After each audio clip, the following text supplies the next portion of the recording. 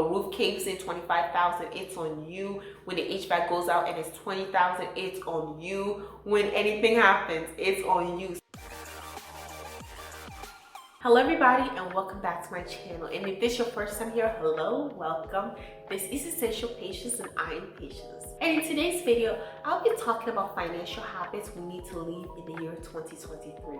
It's a new year and it's a time that we evaluate our financial habits and decide which to keep and which to go. There's a time for everything and there's a time to let go of bad financial habits. In 2024 is just the time to look into the future and look at better financial habits that would improve our lives this year and the years to come. So let's get straight into it. But before we do, remember to like this video, subscribe to my channel if you haven't already, and let's get straight into financial habits you need to leave in 2023. The first is get rich schemes. I'm talking about all of them, including lotteries, which is one of the most popular ones. We don't really see it as a get rich scheme, but it is. A lot of lottery tickets are actually bought in poor neighborhoods. And I wonder why. You're not getting rich. It's because the likelihood of you winning a lottery is very, very low, especially when you're winning in the millions or even hundreds of thousands. It's very low, and they make more money than they're actually giving out. But even then, let's not forget the fact that a lot of people who are already gambling will continue to gamble when they win that money. A lot of lottery ticket winners end up broke after just a few years because you've not gotten into good financial habits, because you're always looking for get rich schemes. It continues. I say that I've heard go something about only greedy people get scammed, which is not 100% true, but it definitely applies in a big way. That a lot of times when you get scammed is because you know it's too good to be true, but you go ahead and do it anyway. Stop falling for get rich schemes by YouTubers. Stop falling for it by influencers. Stop falling for it by anybody you see on the internet, and know that the best way to get rich is definitely not quick.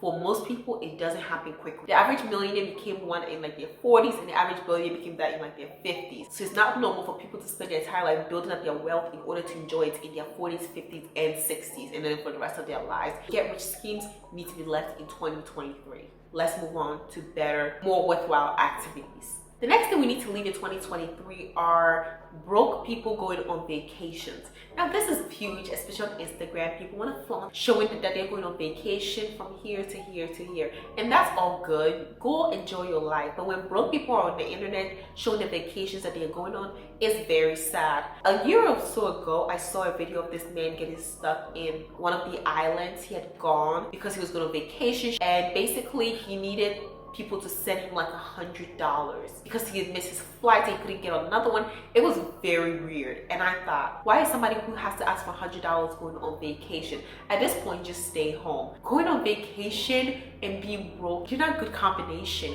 Vacation is supposed to be relaxing. It's supposed to be a reward for hard work, a time you take for yourself to decompress and to spend money that you don't need for necessities that you have specifically saved to go on that vacation. Going on vacation while you're broke, especially outside the country, is dangerous, especially for women. Stay home. Take care of your financial responsibilities now and save for vacation in the future. What I personally do is have a vacation fund that I save towards monthly, but I'm not gonna go on vacation while I'm broke. It makes no sense. Stay home. The next financial habit we need to leave in 2023 is rushing into home ownership. I sometimes get FOMO. This house looks good. Do not rush into home ownership. Take your time to save for a good down payment. Zero downs are no more for a reason. Now you have to at least have 3.5% for a lot of conventional loans or even FHA loans, and that's because they need to show that you put some effort into saving and thinking about it. Interest rates are high. Some people are paying 8% on a 30-year fixed mortgage. Definitely don't get into an adjustable rate mortgage because you're screwing yourself. Take your time to plan for home ownership. It's grand and it's a moment in your life and you don't want to regret it. Over 25% of people who bought homes in the past year are paying way over asking price. It's like a bidding war. Back in 2020, 2021, it went crazy and a lot of people are regretting that decision. Home ownership regrets is actually a big thing, so don't rush into it. It's a big purchase that in order to even get your return on, it's gonna take years. I know home ownership seems better than renting because you're not tossing money away, but let's not forget that when something breaks, it's on you. It's on you to maintain it. A roof caves in, $25,000, it's on you.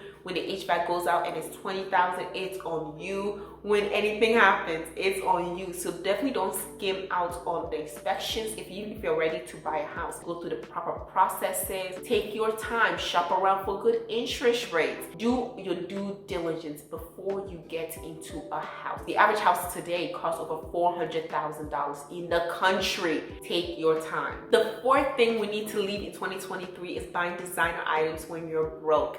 I see this on the internet all the time. People complain about inflation and how they can't buy groceries, how rent payments are so high. But here they are holding a Gucci purse, buying Louis Vuittons, buying all of these designer products when you complain about inflation. I am flabbergasted. Do not buy designer items when you are broke. It's luxury. It's not a necessity. You don't have a 6-month emergency fund, and here you are holding a Prada bag. Your responsibilities and your priorities are messed up. You need to prioritize being a better financial situation rather than stunting on the internet with a designer bag. It does you no good to be holding a $6,000 purse while you don't even have a 2-month emergency fund. What are you doing? And which moves on to the next one about buying fake designer. Don't think that buying fake designer is any better, because a lot of the black market for fake designer is riddled with human trafficking, people who are borderline enslaved to create those fake designer items. And I personally pride myself on not buying fake designer or buying dupes. Don't do it. Don't participate in it. You're not somehow winning, beating capitalism, jumping on these trends, and because you can't afford the real deal, you're therefore buying fakes. Where do you think the fakes are coming from? Who do you think is making a bag and you're purchasing for $10? Gucci with 2 G's. At the end of the day, it's better to act your wage and not be ashamed of it. I personally don't own any designer purses, and I'm actually good with it. When time comes and I make a ton of money, maxing out every single retirement account that I have, bought a house in a great financial position, probably even have a 1-year emergency fund, not just 6 months, I would then probably like to buy some more luxury goods. But until then, you will not see me out here holding a designer purse or a fake one just so that people would think I can afford certain things. It does me no good because I know I have better use for my money. The next financial habit we need to leave in 2023 is blaming inflation for the reason why we can't live within or below our means. And there's this also phenomenon of people overspending even though they complain about inflation. In fact, the US GDP is so high. Overconsumption has not stopped. The economy is going strong. So while people are busy complaining about inflation, they're paying hundreds of dollars to go on tours to go see Taylor Swift and Beyonce, all these other celebrities. They're spending a ton of money on their nails. In fact, there's a phenomenon where a lot of women are spending on average $1,200 per month on just self-care, not understanding that these are luxury rather than it being a necessity. We've conflated our needs with our wants. Getting your nails done is not a need, it's a want. Getting your hair done is not a need, it's a want. Buying designer items, not a need, it's a want. To the point where Botox is becoming part of people's self-care. Getting lip injections, massages, facials, these are not needs. Eating out is luxury, and that's where a lot of the average American spends their money. They're spending hundreds of dollars. These are going grocery shopping, complaining about inflation being 8 or 9%, but then you go out or you order food online and you pay so much money in delivery fees, tipping. It's a luxury. Cook at home. On average, I spend about $200, $250 per month on my entire groceries. That includes food and household cleaning items. Now compare that to if I eat out every single day and I was spending, let's say, $15 on lunch and $15 on dinner, which is pretty low for today. Most takeout orders are probably over $30. In 10 days, I've already spent $300, and we're not even midway through the month. And in 30 days, I'm at $900. A lot of people are spending over $1,000 per month on food and eating out. Eating out is entertainment and a luxury. Going to a grocery store, buying food, reasonably priced food, Coming home and cooking it and eating it, that's the necessity. The next financial habit we need to leave in 2023 is being jobless. This is one of the strongest economies that we have seen. And even though, yes, sometimes people say we're in a silent recession, that's true. I feel it. My rent is up. A lot of things are up. But being jobless in this economy is very alarming because I know people who have 2-3 jobs. You can find a job if you want to. And it may not be the job you think you deserve. It may not be the job you want, but you can find a job if you want to. Unemployment is at an all-time low, and how sustainable it is, we don't know. But remember when we had the mass quitting just a couple of years ago, the Great Resignation, there were so many jobs. Also considering the fact that even if you can't go and apply for a job, a lot of Americans have cars.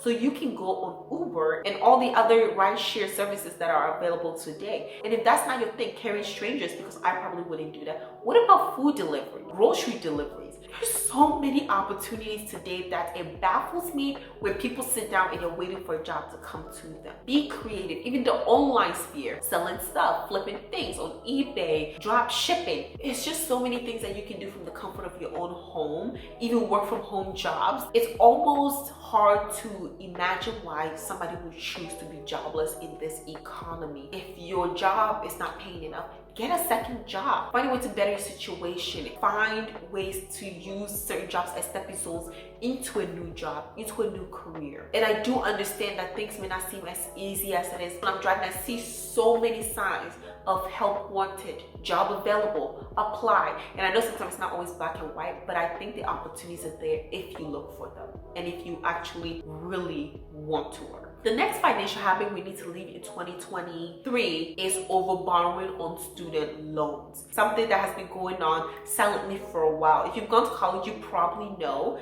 that a lot of people overborrow on their student loans and then they pocket that money and then wonder why their student loans are so high.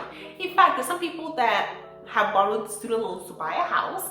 There have been people who have borrowed student loans to buy cars, to live an inflated lifestyle in college. And yes, I know schools and colleges are getting more and more expensive, and there's some people who genuinely take out student loans to pay for the school. But then there are others who borrow to pay and then some, pocketing the rest of the money. And I would tell anybody, don't do it. If you overborrow, save it for the next semester or start paying on that student loans, because it's not worth it, especially for the private loans. The interest rates can be super high. It is not worth it. Not that t-shirt, not that car, not anything that you're going to buy with that money. Pay it back or save it for the next semester. But spending your student loans that you overborrowed may seem like a good idea now, but at the end of the day, you're going to have to pay for that in the future. I use the method of going to college debt-free by applying for a ton of scholarship. I probably have a 200 scholarship between my senior year of high school and senior year of college. And I graduated debt-free using money I got from scholarships,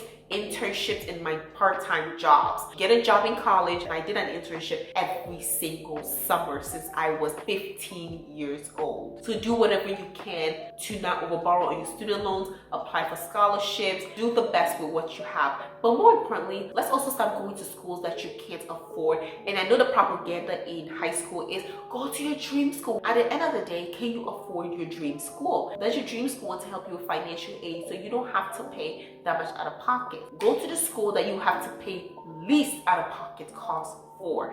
Maintain your scholarships, apply for more, and do your best to graduate debt-free. Going to a college that costs $70,000 a year just so that you can get a job that will pay you $40,000, $50,000 a year is certainly not worth it, because you're gonna have to pay all that money back. And it may not seem that much then. Median individual income in the United States is less than $50,000, meaning over half of people in America are making individually under $50,000. And that's gross, going to school that costs that much, with you having to take out a lot of money out of pocket to pay, and maybe, probably, most likely not worth it. Number 9 is something I want to emphasize, but I already kind of talked about, but that's also eating out and socializing out all the time. These things cost money. There are people who go to the bar every single day after work. If you're drinking alcohol every single day, you may want to seek help for that, because it is not healthy. But those are expensive. They are luxury. Stop going out and eating and socializing all the time. It's nice to socialize if it's free, but if you're consistently doing it over and over again, you're spending a lot of money. Think about it this way. If you go out with your friends twice a week,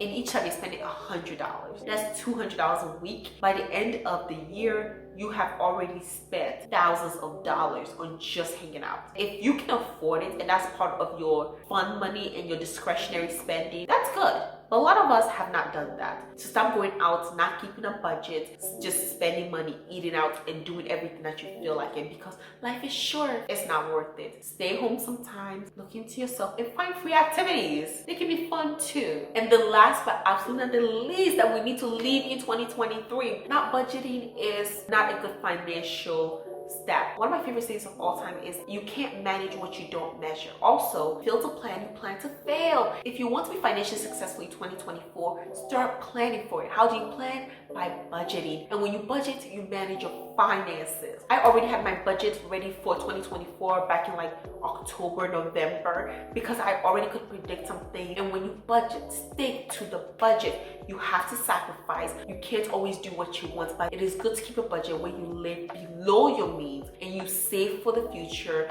making sure you save for retirement, emergency fund, a deposit on a house, maybe you want to buy a car in the future. Do what you need to do and stay consistent. Manage your finances. You will never regret budgeting, but you will always look back and think, where did my money go? If you don't budget, and you will live in regret thinking only if back when I was younger I would have managed my money better, I would have been in a much better position. One of the saddest stories I heard on the Dave Ramsey show was when a lady called in and she was like 74 years old. She had no retirement of any kind. She didn't even own a house. She was paying $2,000 a month in housing. I thought it was kind of a lot. Not only that, she still had like $12,000 in student loan debt. What a sad life to live at 74 years old. I hope that many of us listen to that story and know that it is not a great place to be, and we take the steps now to save for the future so that we can retire in dignity, not just a forced retirement because you just can't work anymore, but rather an enjoyable retirement that you can hopefully do early and still have a lot of life to live.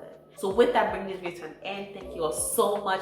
Like, comment, and subscribe to my channel. And let me know in the comment section, what financial habits do we need to leave in 2023? And what new habits are you implementing in the year 2024? I would be reading all of your comments. And of course, I'll do my best to respond to all of them as well. If you like this video, ring the notification bell so you do not miss out on any of my future videos. But also, watch another one. I have like 200 videos on my channel. You're bound to find something that you would like. So thank you again so much. I'll see you next time. Bye.